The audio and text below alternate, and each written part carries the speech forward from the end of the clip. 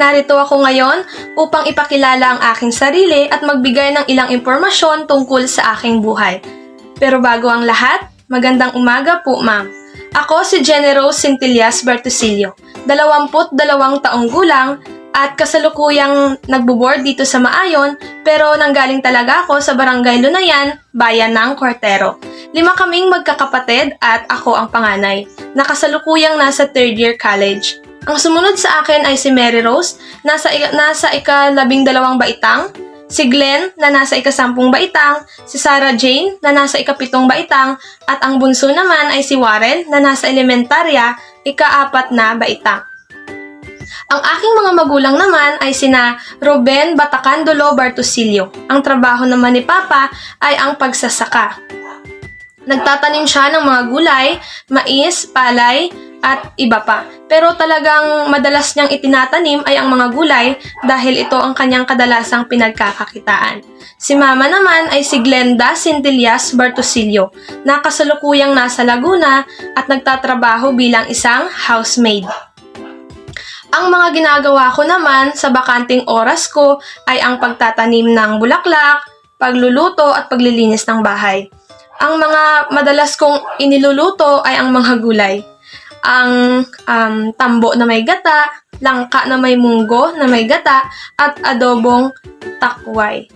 Nagluluto din naman ako ng ibang ulam pero mas prefer ko or mas gusto ko na niluluto ay mga gulay. Ang pangarap ko talaga dati, noong nasa elementarya pa lang ako, ay kumuha ng kursong nursing. Pero noong nalaman ko na private yung papasukan sa nursing, tapos mataas yung tuition, hindi ko na pinagpatuloy ang gusto kong yon dahil hindi naman yun kaya nila Papa at nila Mama. Pero yung tito ko na kapatid ni Mama sa Maynila, papag-aralin niya sana ako ng nursing, pero yung gusto niya, yung kondisyon niya, doon ako mag-aaral sa Maynila. Pero hindi pumayag si Papa kasi syempre, bukod sa magkakawatak-watak kami, at malayo din yon. Baka matagalan bago makabakasyon ako, kaya ayaw ni Papa. Tapos, ang kinuha ko na lang ay ang education. Hindi naman iyon, hindi ito ang, kung sinasabi ko na hindi ko pangarap, na basta kinuha ko lang, hindi ganon. Kinuha ko yung education dahil talaga dati pa man, gusto ko na magturo. Fashion ko na magturo. Gusto ko talagang magturo. Kaya kinuha ko ang education. At hindi rin ako nagsisisi dahil ngayon nasa 3rd year na ako, naging masaya naman ang journey ko kasama ang aking mga kaklase, ang mga kaibigan, at syempre ang pagmumotivate sa akin ng pamilya ko. Ang kalakasan ko naman pagdating sa academic ay yung mga taong minomotivate ako na magpatuloy. Kalakasan ko ang aking mga kaklase, ang aking mga kaibigan. At sa pamilya naman, ang kalakasan ko syempre sila talaga. Silang pamilya ko. Kasi pinagpapatuloy ko lahat ng ginagawa ko kahit mahirap para sa kanila. Dahil syempre number 1 na kalakasan ko talaga sila.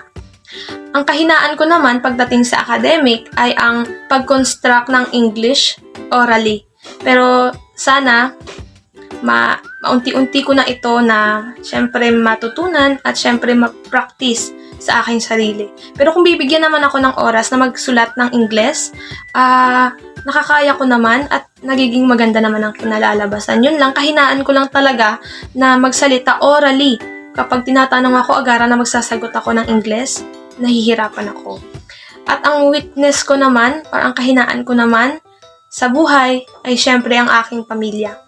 Naging kahinaan ko sila kasi syempre kapag tinatanong ako ni Papa, kinakamusta niya ako dito, kung kumusta ba yung pag-aaral ko, kahit minsan nahihirapan ako, parang hindi ko na nakakaya, sinasabi ko na lang sa kanila na okay lang ako. Huwag silang mag-alala. Kasi kahinaan ko sila kahinaan ko sila, ayoko na mag-alala sila. Ayoko na maging burden pa ako sa iniisip ni Papa.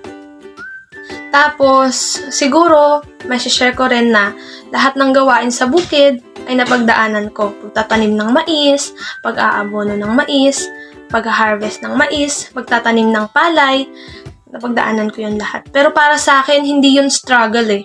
Hindi yun struggle sa akin. Kasi sa katunayan, naging aral yun. Naging daan yun kung ano man ako ngayon. At alam ko na napagdaanan ko yun upang syempre magpatuloy ako at mas galingan ko pa na syempre wag akong mag-settle sa less at gawin ang best ko lagi. Kaya minsan, iniisip ko na ang mga napagdadaanan ko is hindi yun pabigat sa akin, hindi yun struggle, kundi pagsubok yun upang subukin ang sarili ko at syempre subukin ako bilang isang tao upang mas umunlad pa ang aking personalidad at ang aking ugali ay mag-iba rin, syempre. At masishare ko rin na sa edad ko na 20, na noong pandemic first year college ako noon at naisip ko na magtrabaho ako bilang yaya. Dahil sa edad kong yon 20, hindi ako kasi marunong magbiyahe na ako lang. Kasi hindi naman ako sanay na pumupunta ng city kasi nasa bukid lang naman kami. Katulad ng Rojas City, hindi ako masyadong pumupunta doon. Or pumupunta naman ako, kasama ko yung tita ko, mama ko, na pasyal-pasyal lang, ganun. Minsan, kung may pera at kung may bibilhin. Nagtrabaho ako noon dahil pandemic naman, modular. At dahil doon, marami akong bagay na na-realize, natutunan sa pagtatrabaho ko doon. Una, time management. Mahirap palang pagsabayin ang trabaho at ang pag-aaral. May isa akong guro, first year ako noon, sinabi sa akin, nag-chat ako sa kanya na kung okay lang ba na malate ako ng pasa ng module niya kasi hindi talaga kaya ng katawan ko na pagsabayin yun. At sagot niya sa akin na kung ikaw ang papipiliin, sana piliin mo kung ano yung mas priority mo, kung ano yung mas magiging priority mo ba, trabaho mo or ang pag-aaral. Kaya naisip ko na itigil yung pagtatrabaho ko doon upang talaga na i-pursue ang pag-aaral. Pero talagang titigil talaga ako ng pag-aaral para lang makapagtrabaho. Pero naisip ko, magsisettle ba ako sa 4,000 a month? 4,000 a month na kulang pa minsan sa aking mga kapatid, sa pamilya ko. Kaya naisip ko na mag-aral na lang. Dahil alam ko na kapag nakapagtapos ako, mas mabibigyan ko sila ng magandang buhay. Hindi ganun ka ganda, pero unti-unti. Kaya tinigil ko yung pagtatrabaho ko doon. Naging yaya ako ng isang batang may autism. Napakahirap. Pero lahat ng yon nalagpasan ko at eto na ako ngayon, nagpapatuloy ng pag-aaral ko. At alam ko, konti na lang, makakapagtapos na ako. Kaya sa lahat ng napagdaanan ko sa buhay, naging rason yon upang maging ano ako ngayon at kung sino ako ngayon. At yun lang po.